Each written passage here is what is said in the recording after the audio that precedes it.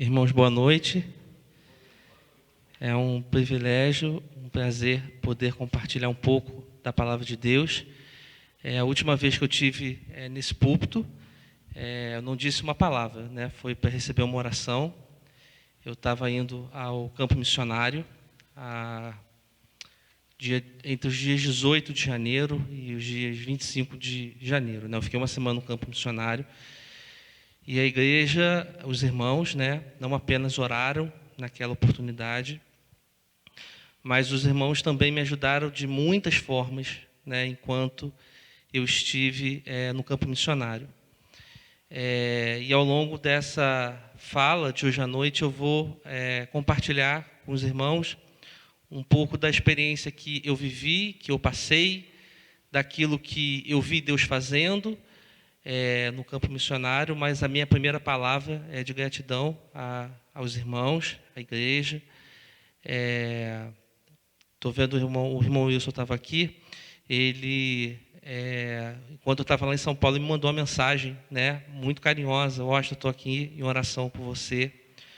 Então, irmãos, enquanto eu estava no campo missionário, em nenhum momento eu tive a percepção ou a sensação no meu coração que eu estava sozinho, né? Eu sempre tive a compreensão que os irmãos estavam comigo em oração, e isso foi algo muito importante para mim, porque isso me fortaleceu, né?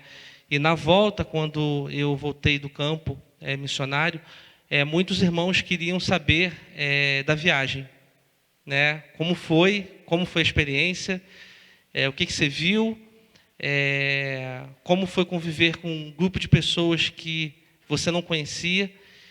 E eu, diante daquilo, né, eu falei assim, eu acho que o jeito que é mais fácil é, de alguma forma, eu tentar falar de uma vez só, para o maior número de pessoas que eu pudesse, né?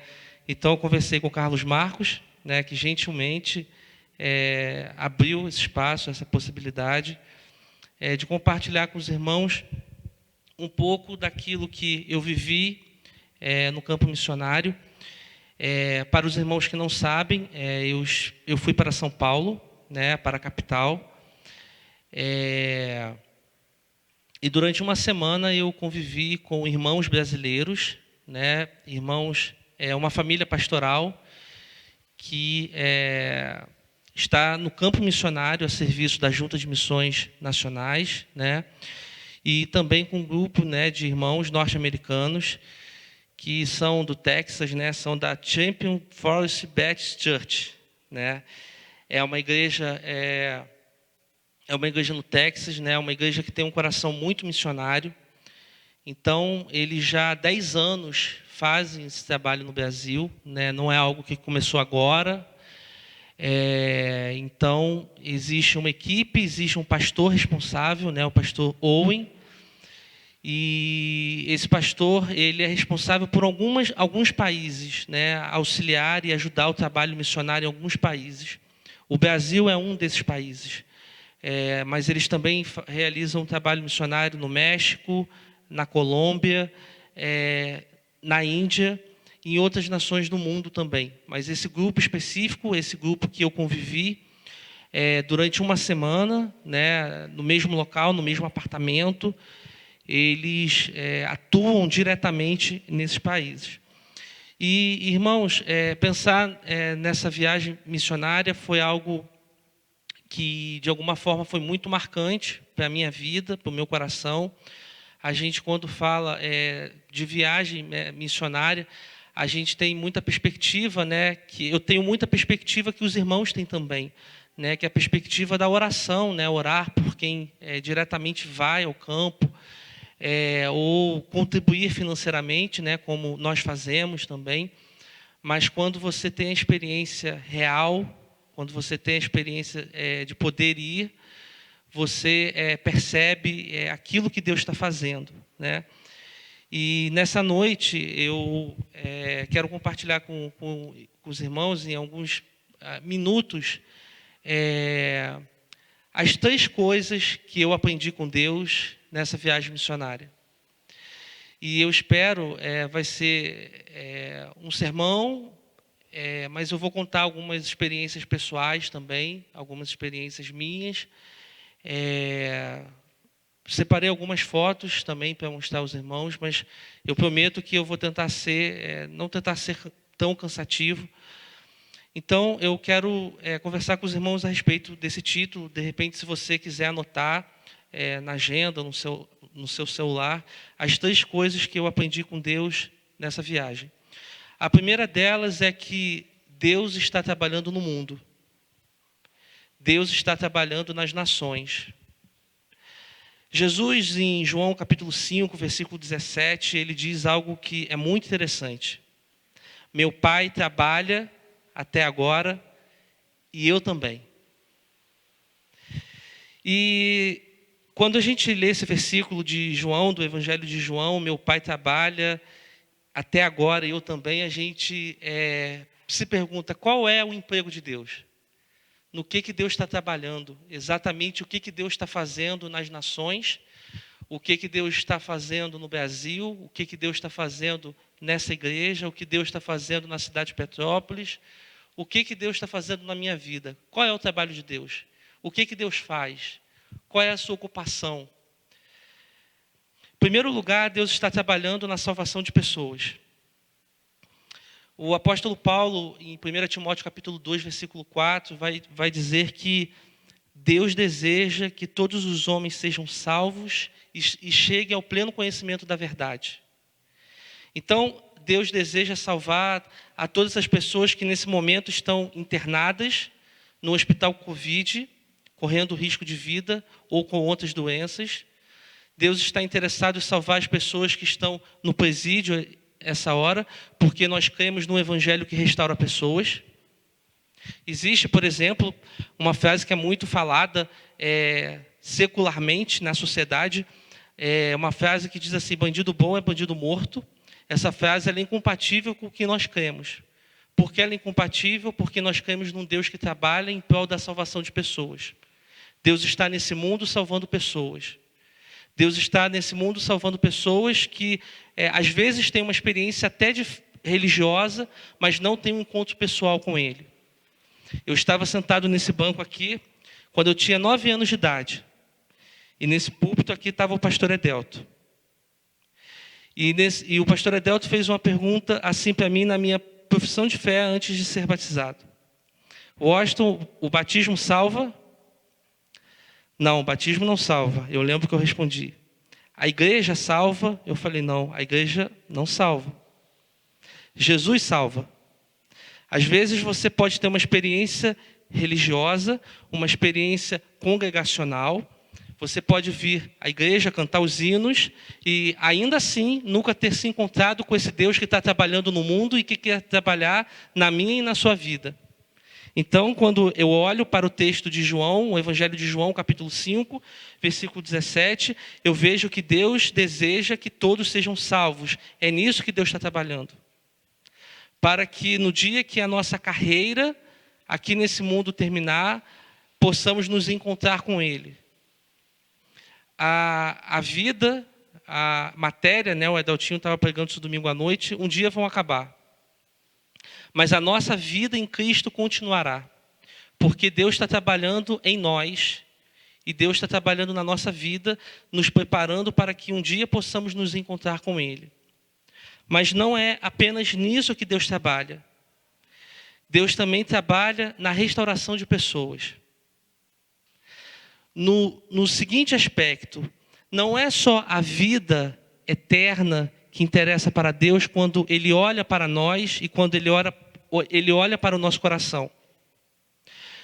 O Evangelho também de João, capítulo 10, versículo 10, Jesus vai dizer algo muito interessante. Jesus vai dizer assim: eu vim para que tenham vida e a tenham abundantemente, ou a tenham em abundância.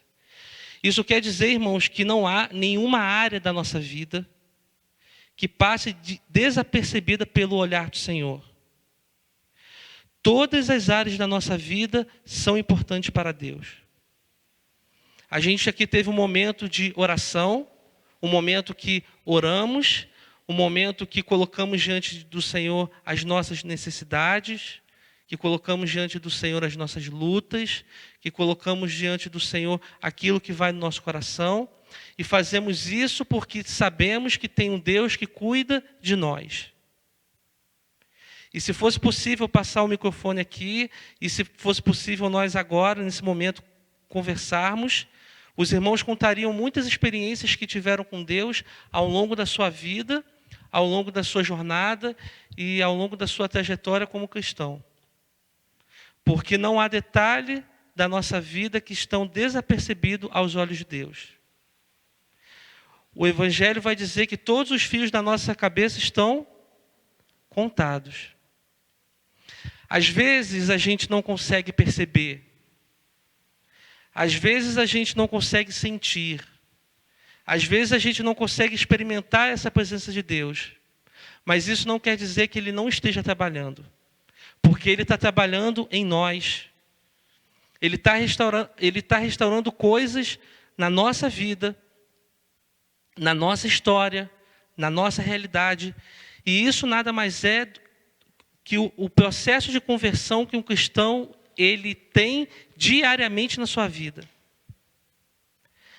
A conversão ela pode ter uma data de início, mas ela termina na vida do crente quando o crente morre. Porque enquanto estivermos aqui, haverá coisas no nosso coração, haverá coisas na nossa história, haverá coisas na nossa vida que o Senhor vai querer transformar, para que cada dia mais possamos ser a imagem e a semelhança dEle, para que a cada dia possamos ser como Cristo foi, no seu pensar, no seu agir, no seu sentir e no seu fazer. Todo cristão e toda cristã deve na sua vida ser parecido com Cristo, em tudo que faz e em tudo que pensa. Então Deus está trabalhando no mundo para salvar pessoas. Deus está trabalhando no mundo para restaurar pessoas. E Deus está trabalhando no mundo para restaurar lugares e para restaurar situações da história. Você lembra da experiência de Neemias, a experiência do Antigo Testamento? Aquele homem que foi levantado e que foi usado por Deus para reconstruir os muros de Jerusalém, há muito tempo anteriormente totalmente destruídos. Deus usou aquele mundo, aquele homem, para restaurar uma situação da história que pertencia ao povo de Israel. Tem uma passagem em Mateus capítulo 4, versículo 17, muito interessante a respeito de Jesus. Quando Jesus fala assim: arrependei-vos, pois é chegado o reino de Deus. O que Jesus está dizendo é que o reino de Deus está próximo. O que Jesus está dizendo é que o reino de Deus está acessível. O que Jesus está dizendo é que é possível você experimentar as bênçãos do reino de Deus. E no reino, a vontade que prevalece é a vontade do rei. E a vontade do rei é que o mundo seja um mundo de paz, seja um mundo de justiça, seja um mundo de igualdade. Quando você olha a história do Martin Luther King, o pastor batista, ao olhar para as Escrituras, ao olhar para o Evangelho, ao olhar e ver que Deus estava trabalhando no mundo, e ao olhar a sua própria realidade, ele percebeu que o que acontecia nos Estados Unidos, a desigualdade social, a questão racial americana, que é forte até hoje nos Estados Unidos e também no nosso país. Há poucos dias um homem foi morto a paulada a menos de 100 quilômetros daqui. E aquele homem, ao olhar aquela realidade nos Estados Unidos, o Martin Luther King, ele falou assim: aos olhos de Deus, essa é uma situação injusta. E aquele homem lutou até as últimas consequências para que aquela situação fosse amenizada, resolvida, apaziguada. E quando a gente, meus irmãos, a gente olha o mundo e quando a gente olha a sociedade, a gente vê que há muitas situações que à luz do Evangelho são necessárias. Que a luz do Evangelho precisa ser alcançada. E essa realidade é uma realidade que bate a porta das nossas vidas todos os dias. Os irmãos devem estar acompanhando. É algo que gerou uma polêmica no nosso país essa semana. Um homem que tem o poder do microfone nas mãos, num podcast, ele defendeu abertamente que no Brasil fosse instituído um partido nazista. Quando nós olhamos para essa situação, nós observamos duas coisas. Primeiro, ele cometeu um crime ao realizar apologia ao nazismo. E segundo, que isso é algo que é incompatível, por exemplo, com a nossa fé. Porque o Senhor é o Senhor da vida. E somente o nazismo matou mais de 6 milhões de judeus em todo o mundo. E quando a gente olha, irmãos, essas estruturas sociais que governam o mundo, que estão aí na sociedade, nós temos que pedir ao Senhor misericórdia, nós temos que pedir ao Senhor graça, nós temos que pedir que o Senhor levante homens que sejam comprometidos com os valores do reino, como o pastor Martin Luther King foi, como o Didier Bonhoeffer, o pastor de tradição reformada alemã, ele foi na Alemanha durante a Alemanha nazista, porque Deus está trabalhando nesse mundo para salvar pessoas, Deus está trabalhando nesse mundo para restaurar pessoas, e Deus está trabalhando no mundo para restaurar lugares e situações da história. E falando, irmãos, agora do campo missionário, às vezes nós que temos esse conhecimento, o conhecimento do Evangelho, o conhecimento da graça de Deus, e quando a gente coloca a mochila nas costas e parte em direção ao campo, a gente, por vezes, ao menos falando por mim, às vezes a gente tem a falsa ideia que a gente está indo levar Deus para aquele lugar. Mas, na verdade, a gente não está indo levar Deus, porque Deus já está ali trabalhando. Porque Deus está trabalhando desde Gênesis, quando o homem e a mulher caíram e pecaram. Deus está trabalhando para que nós um dia pudéssemos nos reconciliar com Ele. E quando, irmãos, eu cheguei a São Paulo, e agora eu queria falar um pouquinho da viagem, com o meu grupo, eu era a quinta pessoa desse grupo, num grupo de 4 americanos. O nosso trabalho, irmãos, ele foi um trabalho dividido em 2 partes. A primeira parte foi um trabalho, os primeiros dias dessa viagem, foi direcionado a um projeto social. Esse grupo dos Estados Unidos, eles apoiam um projeto social, se não me engano, o nome é Novo Amanhecer. Esse projeto é um projeto na cidade de Diadema, é um projeto na Grande São Paulo. E é um projeto que tem por objetivo, irmãos, oferecer à comunidade, especialmente a adolescentes e jovens, serviços como escola de música, como escola de idiomas e aulas de Bíblia e de muitas outras coisas. E quando chegamos lá, conversando com o pastor responsável, esse projeto ele é apoiado por muitas igrejas, da própria cidade de São Paulo. Algumas igrejas também fora do Brasil apoiam esse projeto.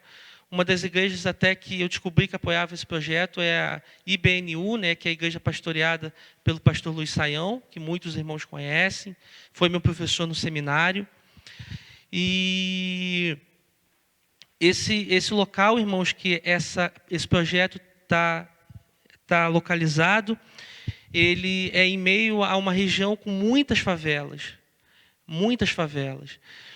E quando a gente chegou lá, o pastor falou para nós assim, olha, vocês têm um desafio hoje. A gente hoje vai preparar a quentinha, a gente vai preparar a marmita, porque a gente vai sair aqui do projeto e a gente vai para dentro da favela. E dentro da favela vocês vão conhecer um pouco a realidade que eu vivo, no trabalho que Deus me colocou para fazer há exatos 9 anos. E ali a gente pôde ajudar um pouco. Primeiramente a gente almoçou, a mesma comida que a gente posteriormente serviria, é o mesmo cardápio. E ali a gente começou a preparar aquelas quentinhas. E, irmãos, quando a gente colocou a camisa do projeto, né, ele pediu para que a gente colocasse, nós ganhamos uma camisa do projeto.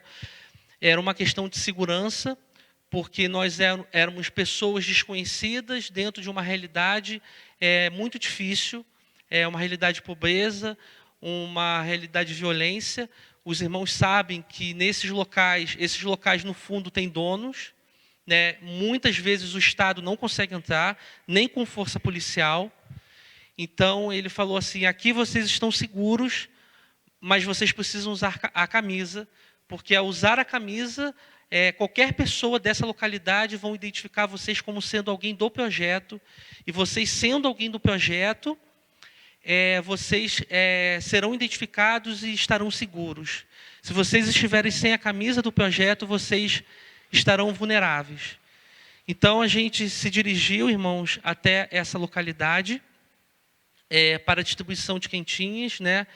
E eu, marinheiro de primeira viagem, né, a gente preparou 150 quentinhas, dividido em 2 grupos para fazer essa distribuição. Então, cada grupo ficou assim com 75 quentinhas. Eu, na minha cabeça, falei assim, a gente vai levar meia hora para distribuir isso. Só que quando a gente chegou, irmãos, na localidade, na porta, né, na entrada da favela, a gente se deparou com uma situação de muita necessidade. E o que eu imaginei que a gente levaria meia hora para distribuir, a gente levou 5 minutos para distribuir. Foi muito rápido. Porque nós vivemos um tempo, e isso não é uma exclusividade do Brasil, mas no Brasil também, a gente vive um tempo de muita pobreza, muito em função da pandemia, né? Muito em função do tempo que a gente vive. O pastor estava compartilhando comigo que no ano de 2020 eles conseguiam distribuir quentinha todos os dias, mas hoje eles estavam saindo, né, fazendo esse movimento uma vez por semana, sempre às terças-feiras.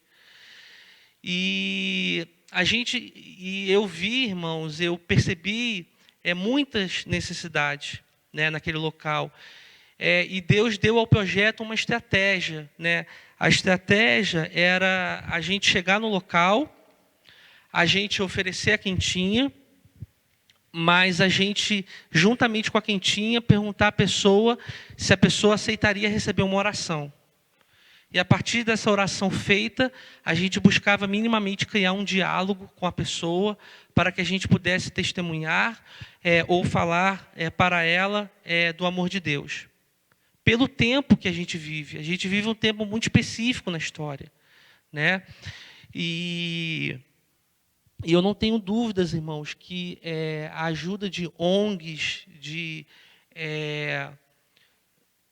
instituições religiosas, né, ainda que não cristãs, e a própria Igreja de Cristo também nesse tempo, ela foi muito fundamental para que a gente não vivesse no nosso país um aumento de violência, um caos social provocado por possível incidência de pessoas tentando roubar supermercado, roubar comércio, porque o cenário que eu vi foi um cenário de muita fome, foi um cenário de muita pobreza, foi um cenário de muita dificuldade, né? E quando a gente pensa, né, nesse tema, né, do Deus que está trabalhando no mundo, a gente não consegue pensar, por exemplo, numa teologia que não leve em conta também essa realidade, né? A realidade de você cuidar também dos mais pobres e dos mais vulneráveis. O texto de Isaías, por exemplo, Isaías 41, versículo 22, o profeta Isaías fala sobre isso, né? Que o pobre e o necessitado, eles buscam água e não encontram. Mas que o Senhor, ao olhar para essa situação, o Senhor jamais os abandonaria, né? E a gente vê também o texto de João Batista, o texto de Lucas, melhor dizendo, né, quando o João Batista, também o profeta, ele vai falar assim, olha, quem tiver 2 túnicas, reparta com o que não tem túnica. E o que não tiver alimento, faça da mesma forma, né? Porque o trabalho, a ação de Deus no mundo, de salvar pessoas, ela também vem acompanhada com uma outra ação, que é restaurar pessoas. E uma pessoa que passa fome, e uma pessoa que passa sede, ela tem roubado a dignidade dela. E Deus não criou o ser humano para que o ser humano passasse fome. Quando a gente lê o relato de Gênesis, a gente vê que Adão e Eva tinham acesso a tudo que estava no jardim. E eles poderiam usar de tudo que ali estava, né? Então, é uma realidade que está muito próxima a nós. Eu estava lendo essa semana, nós somos membros, né, de uma igreja batista, há alguns há décadas, né, alguns há anos, alguns há mais tempo, outros há menos tempo. Eu estava lendo essa semana os nossos documentos, né, denominacionais, né? A gente tem lá, a gente tem 2 documentos que são muito marcantes, né? Que é a Declaração Doutrinária dos Batistas, ela está no site da Convenção Batista Brasileira, inclusive, e os Princípios Batistas, né? E nos Princípios Batistas tem um tópico que é bem interessante, que é chamado o cristão e o cidadão. E eu estava lendo esse tópico essa semana e me chamou muita atenção, né, esse tópico que é para nós batistas também, dizendo que o cristão ele é cidadão de 2 mundos, né, o reino de Deus e o reino político, né, e o Estado político. E o cristão e o batista, ele como cidadão, ele deve participar ativamente da vida social, da vida econômica, da vida política, com espírito e princípios enquanto cristãos. Porque essa realidade que eu vi, é uma realidade muito perto de nós, né? O Brasil, durante a pandemia, 14 milhões de pessoas ficaram desempregadas nesse período. É muita gente. Nesse período, eu estava lendo essa semana dados do IBGE, quase 70 milhões de pessoas precisaram recorrer ao auxílio emergencial, né, oferecido pelo governo, sob pena de passarem fome e necessidade. Então, quando a gente pensa no campo, por exemplo, missionário, dentro dessa realidade que nós vivemos, brasileira, latino-americana, é difícil para a igreja não olhar essa realidade, né? E cada campo missionário ele tem uma realidade distinta, né? Ele tem desafios que são diferentes. Eu estava conversando com o pastor Owen, né, que foi esse pastor americano, e ele estava comentando comigo que eles também têm um trabalho na Inglaterra e na Alemanha, um trabalho missionário. Mas ali é uma outra perspectiva, né, porque é um país, são nações ricas, né? Então as necessidades, os dilemas, as perguntas, elas são outras. E eu queria, antes de passar para o próximo tópico, pedir a Joyce para passar as fotos, só para os irmãos terem um pouco da ideia daquilo que eu estou falando. Deixa eu chegar para cá para eu ver. A foto saiu um pouquinho cortada no computador, mas ali é o momento que a gente estava preparando ali os alimentos para sair, né? Conforme os irmãos podem ver ali no fundo, eu fui da equipe do molho, né? Então, fui responsável por botar o molho na quentinha. Aí a próxima foto é a foto já na chegada, né? Na chegada da favela. Se os irmãos repararem bem, toda foto tem esse ursinho aí. É um mascote, né, que os americanos usam. Esse ursinho ele já visitou diversos países, né? Então, ele sai em todas as fotos. Isso daí é bem na entrada da favela. E, posteriormente, nas imagens, pode passar, Joyce, a gente vai ver o trabalho já dentro da favela, né, a distribuição de alimentos, e pode passar. E isso daí foi uma estratégia que Deus nos deu, né, e que eu estava compartilhando com os irmãos. Esse é o pastor Owen, na imagem, o pastor americano, e toda quentinha distribuída, a pessoa também recebia uma oração. Né? Dentro dessa ideia que eu estou falando para os irmãos, Deus quer salvar as pessoas, Deus quer oferecer salvação, e juntamente com isso Deus quer restaurar pessoas. E quando Deus restaura essas pessoas, Deus também está restaurando o lugar. Porque cada jovem, cada adolescente daquele que participa de uma escola de música, do projeto social, que aprende inglês, que aprende a Bíblia, é uma pessoa que a gente ganha da criminalidade. E quando a gente ganha, a gente também restaura o lugar. A gente leva esperança para aquele lugar. E o pastor estava compartilhando comigo que eles têm hoje um sonho. Né? O projeto deles, irmãos, não está dentro da favela, está próximo da favela. Mas para a gente chegar ali, a gente precisa ir de carro. O sonho deles é ir para dentro da favela, né? Para se tornar ainda mais perceptível a presença deles naquele lugar. Então, as 3 coisas que eu aprendi no campo missionário, a primeira delas é que Deus está trabalhando. Deus está trabalhando no mundo. A segunda delas é que Deus trabalha. Mas não quer dizer que Ele queira fazer isso sozinho. Deus trabalha, mas Ele quer contar também com homens e mulheres para participar daquilo que Ele está fazendo. E deixa eu falar a você uma coisa.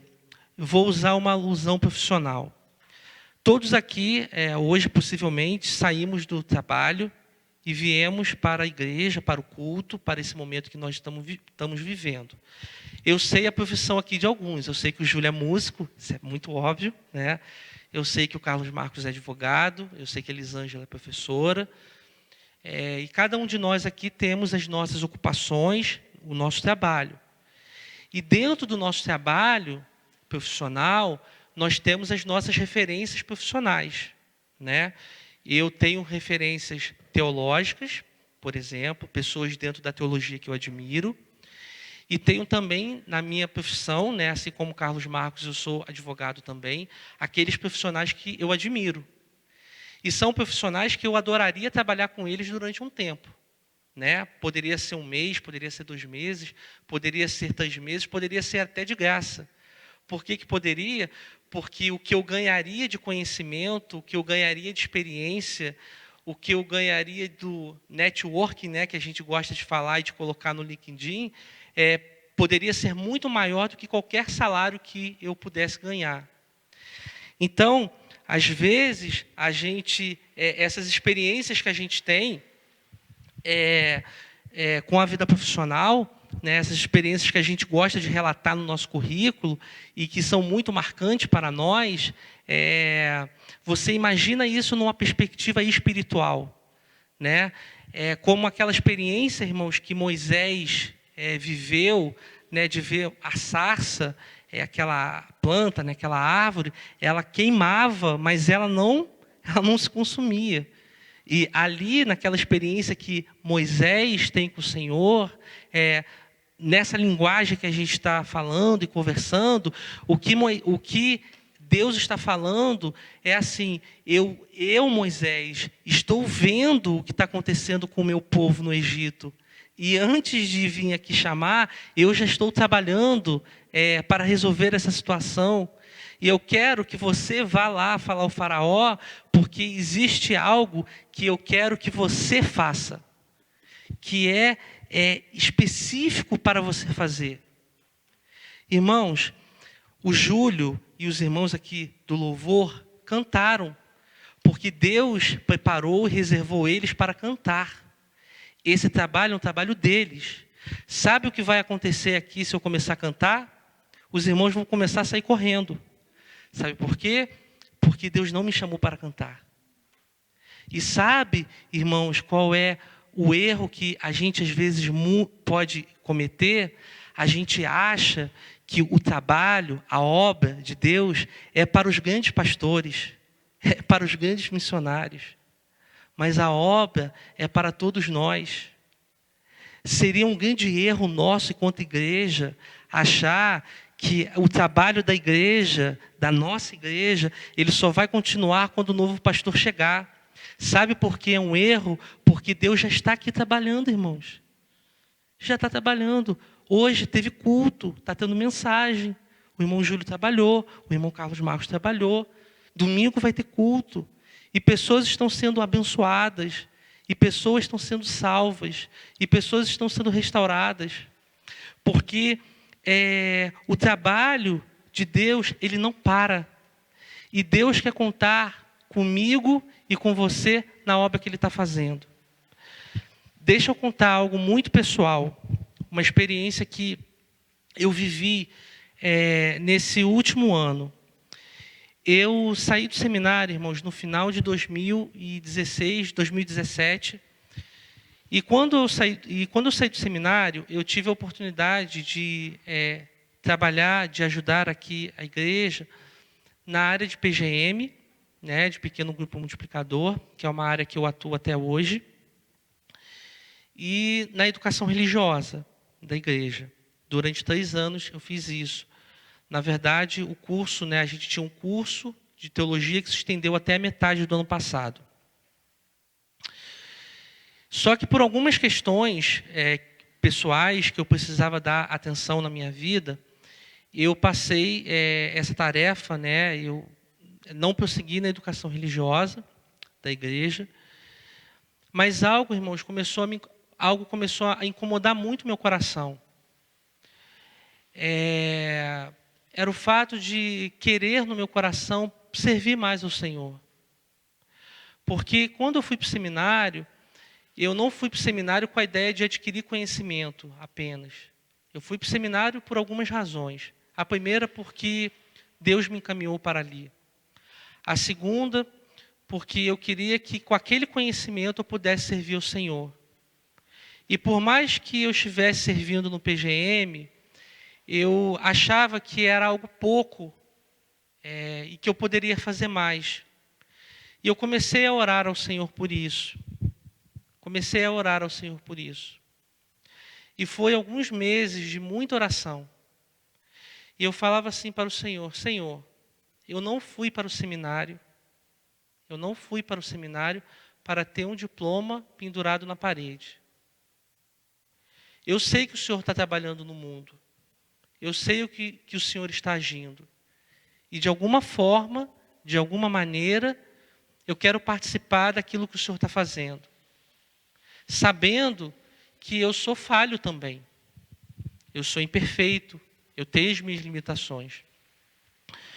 E eu orei, irmãos, eu orei alguns meses por isso. E em janeiro, eu orei por isso por uma última vez, né? Geralmente eu gosto de fazer as minhas devocionais, né, pela manhã, gosto de separar um tempo para orar, para ler a Bíblia.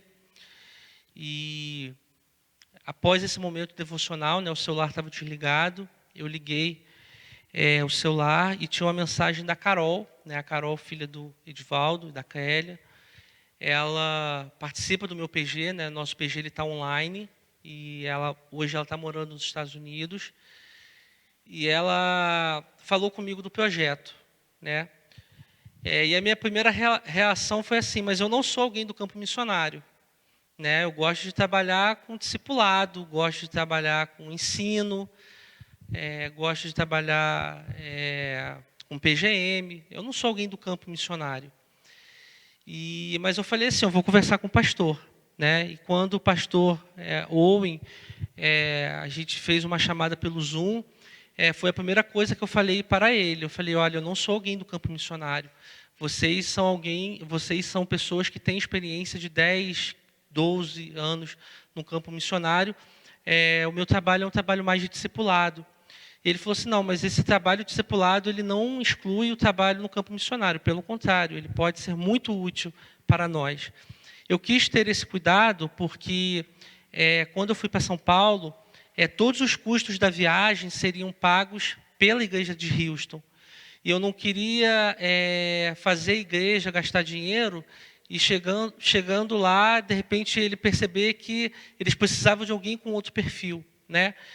E, irmãos, a gente foi conversando, a gente teve algumas reuniões, né, nos 10 dias anteriores à viagem, até o ponto de poder ir para o campo missionário. Então, ir para o campo foi uma resposta de oração. Uma resposta de oração porque não há pessoa no mundo que Deus não queira usar. Não há pessoa no mundo que Deus não queira colocar para trabalhar na sua obra. E às vezes a gente tem a sensação de perda, né? Nossa, mas se eu for trabalhar nisso, eu vou ter que abrir mão disso.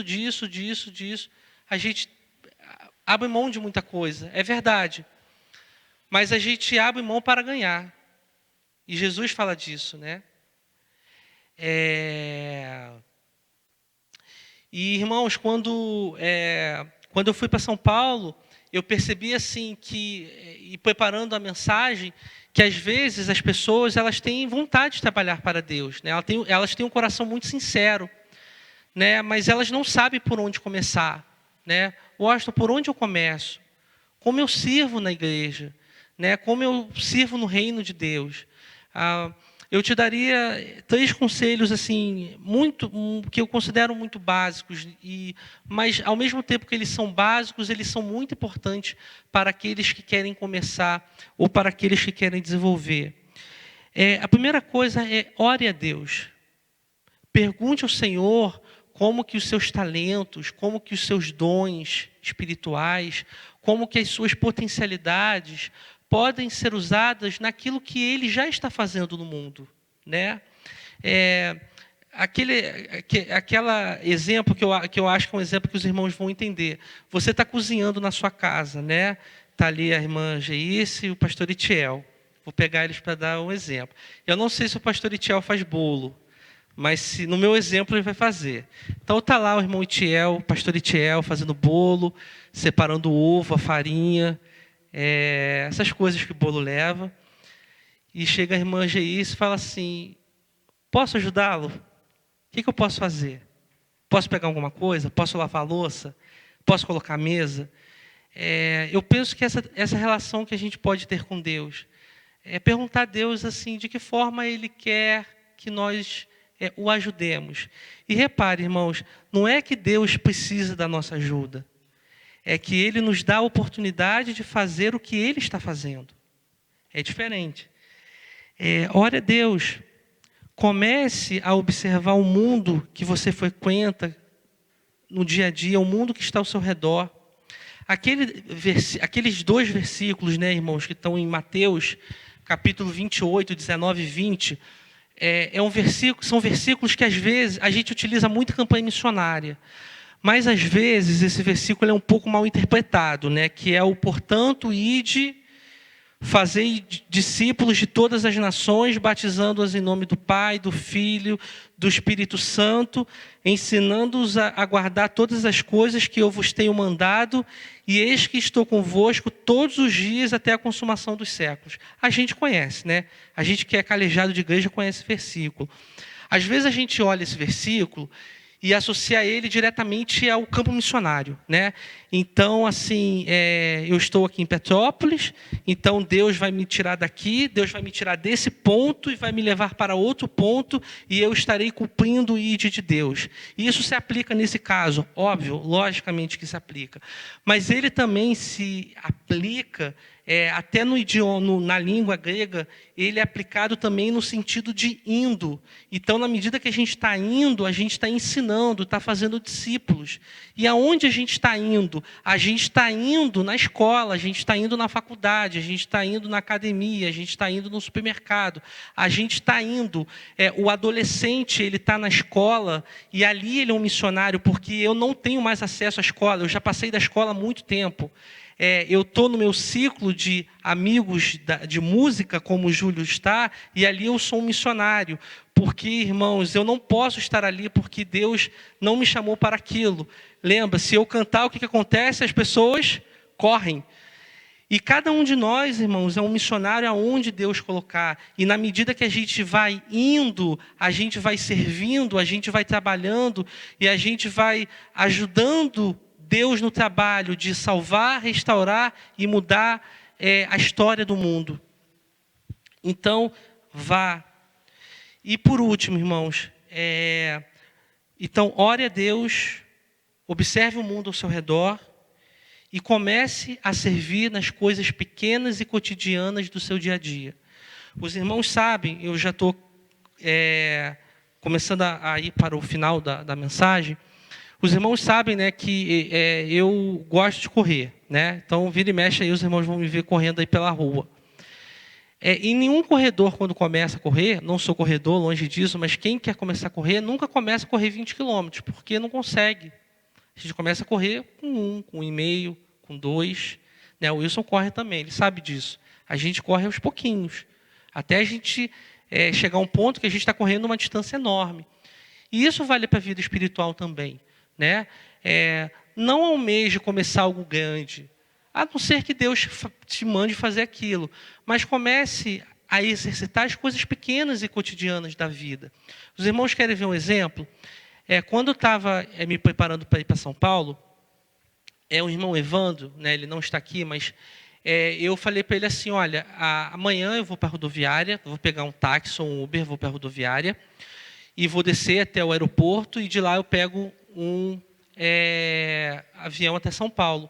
Ele falou assim, não, Washington, você não precisa fazer isso. Eu tenho um carro, então eu posso ir na sua casa, eu vou te buscar, e eu vou te levar até a rodoviária, a gente aproveita e a gente vai conversando.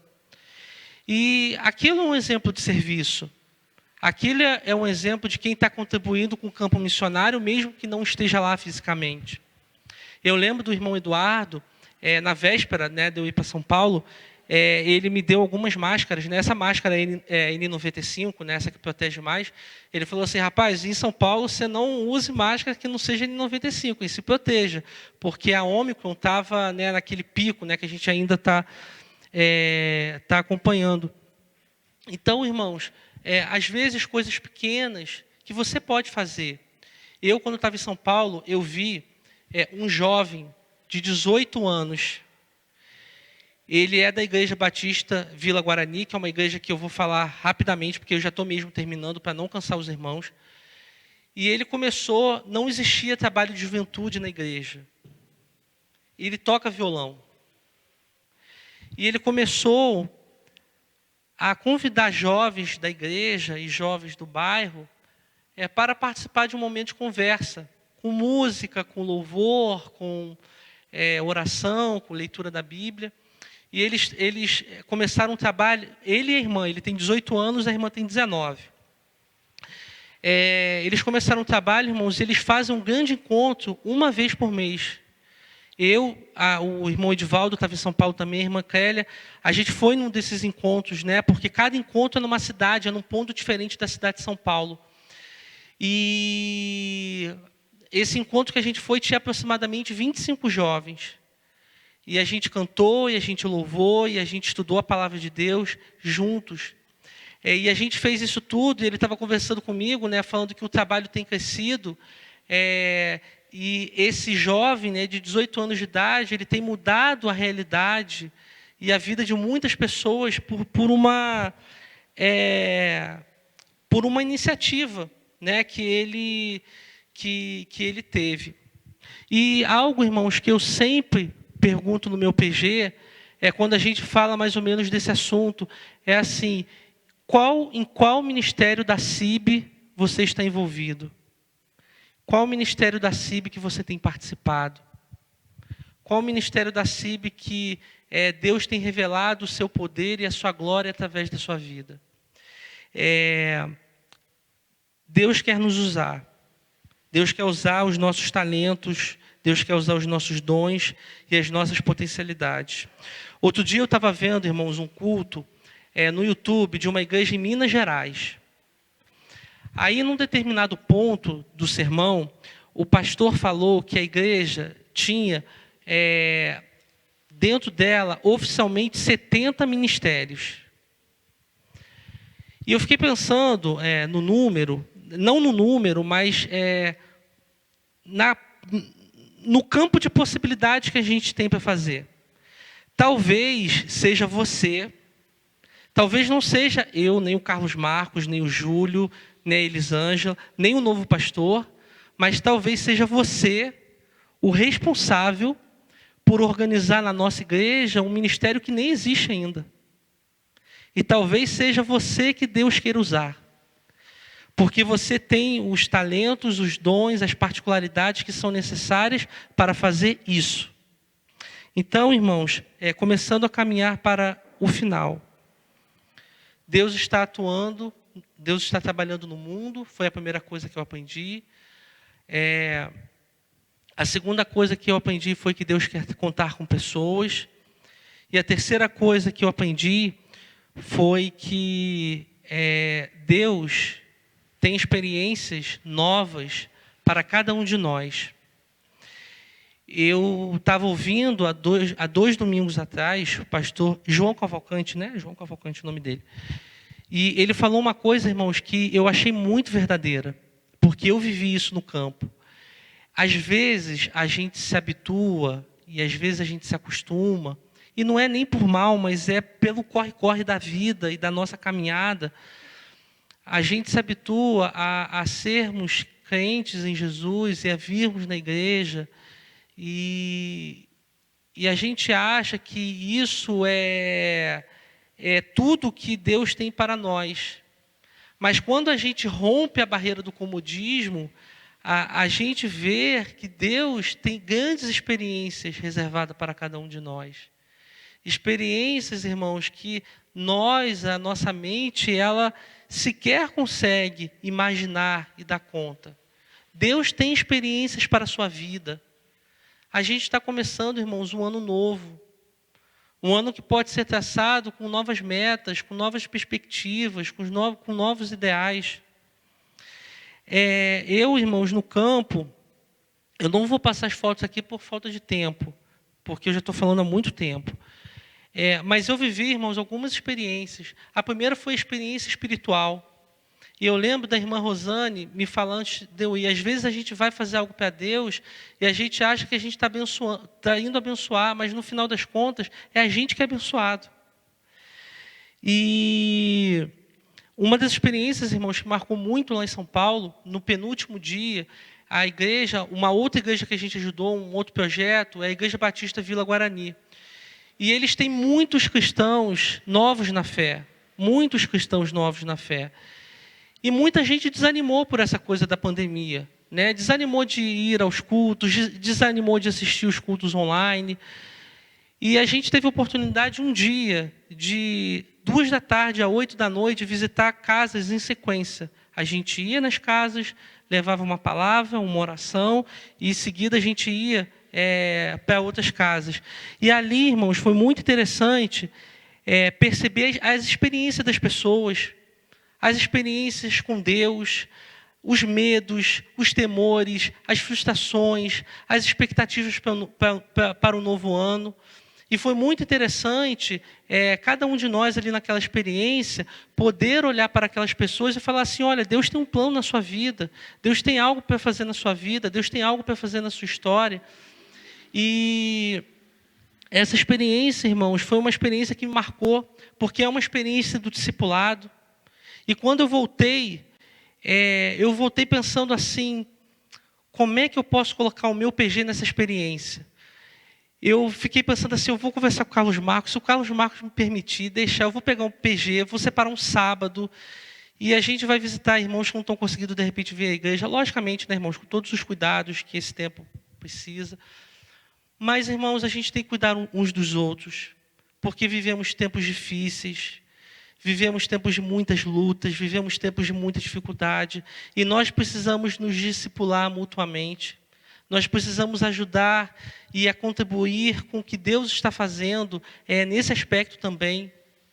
Não passe, irmãos, não passe uma dificuldade, não passe uma luta sozinho. Compartilhe conosco, peça oração. Há tantos irmãos experimentados na fé nessa igreja, há tantos irmãos com experiência que pode te auxiliar, que pode te ajudar. E se abra para o novo de Deus, se abra para as experiências novas que o Espírito Santo de Deus quer conceder e quer dar à sua vida. Talvez seja um tempo tão difícil para você, talvez seja um tempo de tanta dificuldade, de tantas lutas, mas é nesse tempo difícil, é nesse tempo de dificuldade, é onde o poder de Deus é demonstrado, irmãos. É demonstrado. Os irmãos lembram daquela experiência que o povo de Israel passou com o gigante Golias, pronto para acabar com o exército de Israel, e Deus usou um menino para demonstrar, irmãos, o seu poder e derrotar Golias. Então, irmãos, eu falaria que Deus tem coisas novas, Deus tem coisas grandes, e eu encerro, irmãos, essa mensagem com uma experiência pequena, mas com uma experiência que me marcou muito. Nesse mês agora, de fevereiro, eu estou completando 1 ano sendo aluno daquela moça que está ali. A Elisângela me dá aula de inglês 2 vezes por semana. E uma questão que eu sempre comentei com a Elisângela 2 coisas. Se eu estiver mentindo, ela pode me corrigir. Eu sempre falei para Deus assim, tudo que a gente faz, a gente deve consagrar ao Senhor. E Deus me deu a oportunidade de estar estudando inglês depois de velho. E eu sempre falei para Deus assim, Senhor, eu quero um dia que o Senhor use isso ao teu serviço. Já falo isso com Deus desde que a gente começou, né? E eu sempre comentei com a Elisângela assim, um dia eu queria fazer uma imersão no inglês. Eu queria ter a experiência de ir para um país de língua inglesa, seja os Estados Unidos, seja a Inglaterra, seja o Canadá, e poder conviver com pessoas que são nativas no idioma. Porque eu acho que isso me ajudaria no aprendizado e me ensinaria muito sobre outras culturas. Irmãos, eu fui dar uma pesquisada de curiosidade nos preços para fazer isso. Numa época que o euro está a 6 e o dólar está a 5 e pouco, quase 6. Eu não teria a mínima condição, a menor condição. Eu precisaria, para fazer algo do tipo, pelo menos 10 salários mínimos para fazer isso. É muito caro, muito caro. Mas sonho a gente tem, né, guarda no cantinho no coração, e de vez em quando fala com Deus a respeito. Nessa experiência que eu tive no campo missionário, Deus me permitiu realizar esse sonho em terras brasileiras. Eu morei, irmãos, 1 semana com uma família inteira de americanos, 4 americanos, somente eu de brasileiro. Tive que gastar vocabulário que nem eu sabia que tinha para me virar. Aprendi sobre cultura, aprendi sobre a realidade daquele país, aprendi sobre problemas específicos que aqueles irmãos passam. E são contatos, experiências que eu levarei para a vida toda. E quando eu voltei, o pastor falou assim, Washington, se em algum momento você quiser aprimorar o inglês, quiser ir, ficar 15 dias, 20 dias, conhecer a nossa igreja, não faltarão casas para você ficar, e você será muito bem-vindo. Irmãos, a gente vive experiências com Deus quando a gente ora, quando a gente coloca a nossa vida diante dEle, e quando a gente abre mão de qualquer vontade humana que a gente possa ter. É difícil abrir mão das nossas vontades? É muito difícil. Muito difícil. Eu estou vendo ali atrás adolescentes e jovens, e aqui eu encerro a minha mensagem. Estava lembrando do Pedro, né, filho do Edivaldo. O Pedro, ele foi aprovado numa faculdade de medicina, ele já contou isso, por isso que eu estou contando publicamente. Mas sendo aprovado na faculdade de medicina, e mais de uma, eu acho, ele falou assim, não é isso. Não é isso. E hoje o Pedro está estudando teologia, foi para outra área, para que ele possa servir a Deus, porque ele compreendeu que é isso que Deus tem para ele. Provavelmente, foi difícil para ele abrir mão de algumas coisas, de algumas perspectivas. Mas, irmãos, o melhor lugar que tem para estarmos é no centro da vontade de Deus. É o melhor lugar que você e eu possamos estar. Existem decisões que eu queria poder tomar por você. Eu queria poder decidir que você se envolvesse mais, que você participasse mais, que você ajudasse mais, que você se disponibilizasse mais para Deus. Mas eu não posso fazer isso por você. Você pode. Você pode. Essa igreja, ela não precisa de mim, ou ela não precisa de você. Mas Deus está te dando a chance, a oportunidade de ajudá-lo, de servi-lo, de contribuir com aquilo que Ele está fazendo aqui. Não deixe, irmãos, essa responsabilidade toda na mão do Júlio, ou na mão do Henrique, ou na mão do Carlos Marcos, porque a responsabilidade é de todos nós. Mas não responsabilidade no sentido de obrigação, mas no sentido assim, eu estou participando do que Deus está fazendo, eu estou contribuindo, eu estou ajudando, eu estou servindo, e vidas estão sendo restauradas. E Deus fará, irmãos, da nossa vida algo novo. Eu creio nisso, porque nesse mês de janeiro, Deus me proporcionou coisas que eu jamais imaginaria, nem nos meus melhores sonhos.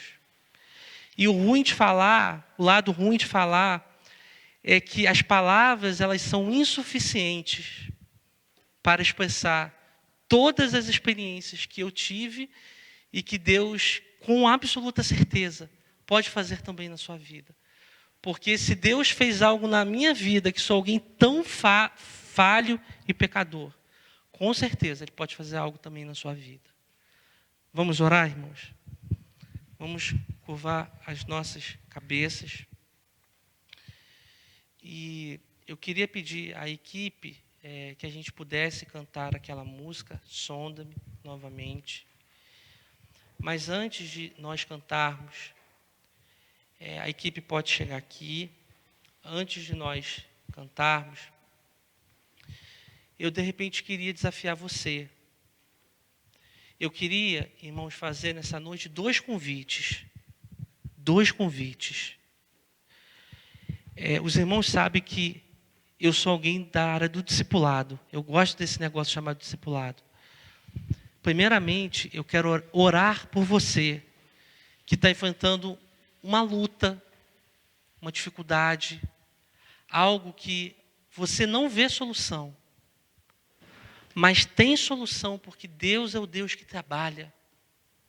Meu pai trabalha até agora, e eu também. Se essa for a sua realidade, o instrumental vai começar a tocar.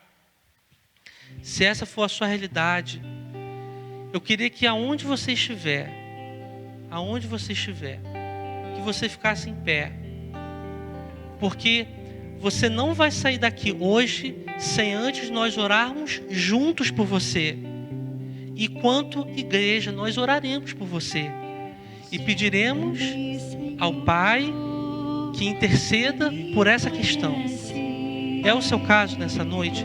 Eu queria que você levantasse uma das mãos. Aonde você estiver. Se você quer, eu queria que você orasse pela minha vida. Queria que você orasse por mim, por uma situação específica que eu ainda precisarei enfrentar essa semana, nos próximos dias. Se for a sua realidade, eu queria que aonde você estiver, só me sinalize. O segundo convite que eu quero lançar nessa noite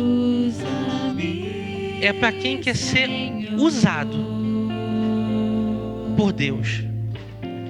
Eu não sei os planos que Deus tem para a sua vida, para o seu ministério, para a sua história. Eu não sei. Mas eu sei que Ele tem algo para você fazer. Com seus dons, com seus talentos, com as suas forças, com as suas potencialidades. Se for o seu caso, aonde você estiver, eu também queria orar por você. Talvez você fale: Senhor, eu quero ser mais usado por Ti. Eu quero Te servir, Senhor, mais. Eu quero Te servir melhor. Eu quero Te servir com mais excelência naquilo que o Senhor tem preparado para mim. Essa é a sua oração. Aonde você estiver, eu queria que você levantasse uma das suas mãos. Deus abençoe, Deus abençoe. Deus abençoe. Deus abençoe. Enquanto a equipe continua cantando, queria pedir à igreja que se colocasse de pé, porque nesse momento nós vamos orar e vamos pedir a bênção de Deus para esses irmãos que levantaram as suas mãos.